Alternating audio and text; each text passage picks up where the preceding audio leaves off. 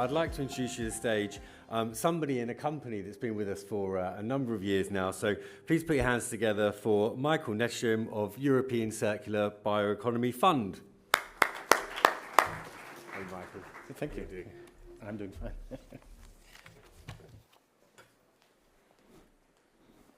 Okay. So just ahead of the coffee break, a warm welcome from me, Michael Nettersheim. I'm one of the managing partners and founders of European Circular Bioeconomy Fund. ECBF, that's the acronym, is focused on investing in the European circular bioeconomy. So it's bioeconomy and the circularity aspects of that, and that makes us unique. We are, as an investor, focused on investing in scale-up companies, so we are not doing the early stage of investment where you are still doing R&D. It's more that we look at the D and there specifically to scale to bring products and technologies to market. We are a team of dedicated investors, so we have a strong expertise in the investment sector, but also in the industry. Several of us, including myself, we have a background in, for instance, the chemicals industries, but also in other industries. And this is important for us to successfully execute with regard to our investments and support the companies that we invest in. We are, as an investor, as a private investor, focused, of course, primarily on financial returns, but equally important to us is also the sustainability aspect. So we have, as an environmental goal, the climate change mitigation. That means we invest in companies that contribute to the removal or reduction of greenhouse gas emissions. That's really important, and it's a key criterion in our investment decision making. So now, what is the bioeconomy in our definition? The bioeconomy is first and foremost an established economy. So there's billions of euros in turnover, there's billions of tons of product being produced. So in our definition, this sector covers the production of biomass, also called agriculture, but also the conversion of this biomass, for instance, into food, which is one of the largest sectors in the bioeconomy, but also, what we have heard today, the conversion of biomass, for instance, sugars, into bio-based chemicals or even bio-based materials. And bio-based materials, one of the most well-known products is basically paper or paper-like materials that are produced from wood or lignocellulosic biomass, technically spoken. So this is where we invest in. This sector is growing, and there's a strong need for innovation in this sector, and specifically in the bio-based materials and chemical side, we see a lot of things going on. But as already some of my predecessors pointed to, this sector has not been really successful in the past because of issues with scaling up. And this is a little what I want to talk about today and give you the investor perspective. There's also a lot of regulation, specifically the European Green Deal, supporting the bio-based industries. And also instruments like the Circular Bio-Based Europe, it's a public-private partnership, are there to basically enabling scaling of technologies and products. And the same is true for us. We are a private fund, but we also are backed by the European Investment Bank. And the reason for this is to really bring products to market, to innovate, and also give primarily the private and market perspective.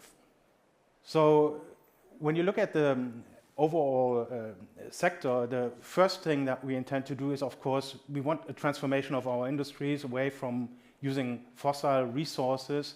So basically defossilization is the topic, to move to renewable resources. This can be achieved in various ways, and we focus on the biotechnology aspect of this.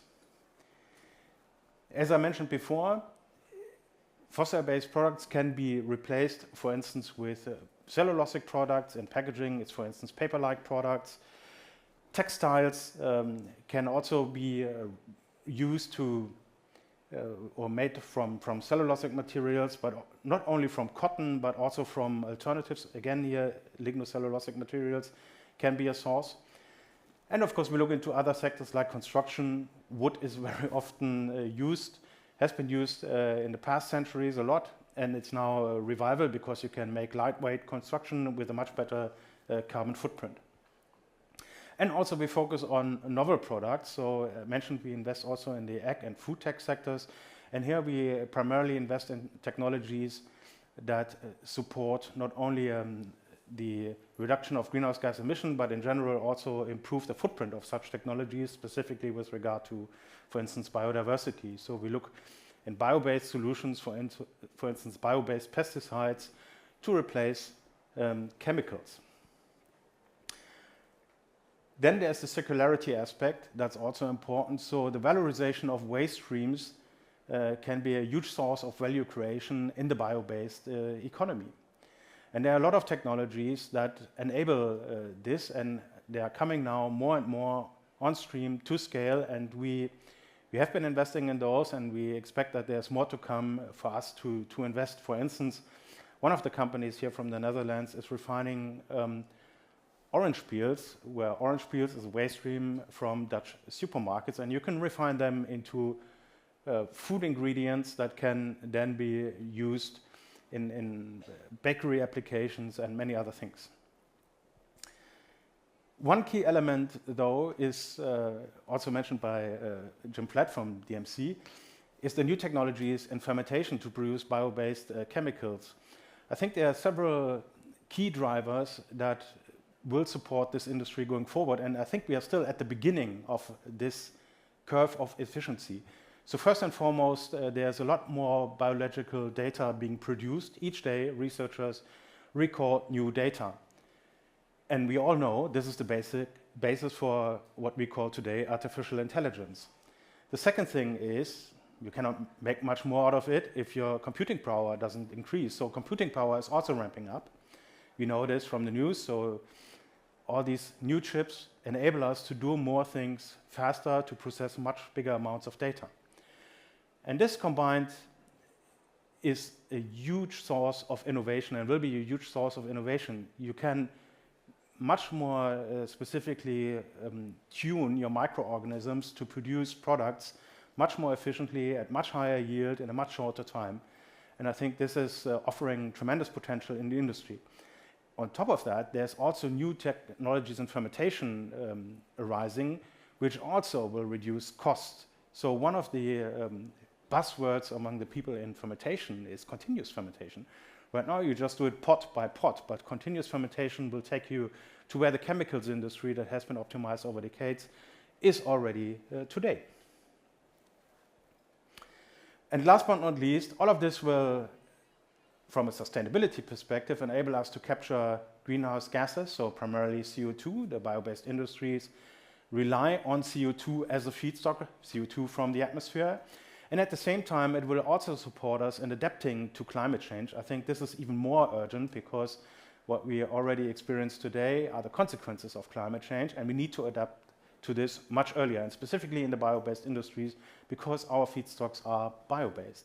So this is where we also see a lot of excellent investment opportunities going forward. So where are the big bottlenecks?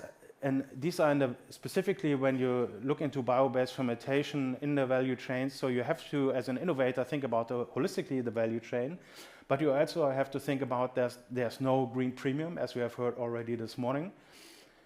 And this means that you have to look into your capex, your processes. It needs to be reliable. And the consumer, finally, is not willing to give you more on this, maybe here and there, but these are normally niche applications. So holistically, specifically in the bio-based materials and bio-based chemicals industry, we are, as an investor, pretty much sensitive to these investments from a capex and also cost perspective. And there are models that have been shared also from Wacker. Its CMO model is very popular, and I think that's one thing to do it, but also partnering along the value chain from feedstock up to the fast-moving consumer goods companies is something where you can manage these challenges.